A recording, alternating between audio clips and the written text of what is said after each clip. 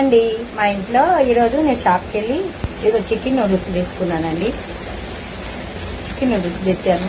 రోజు ఒకటే వీడియో పెడితే మీరు ఏమైనా అనుకుంటారని తెచ్చాను.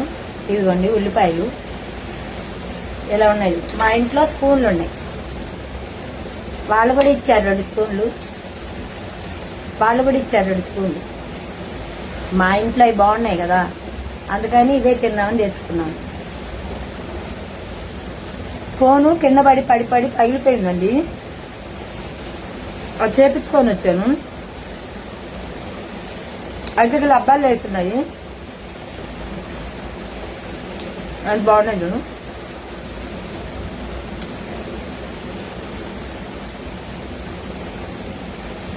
నూడిల్స్ చికెన్ అండి.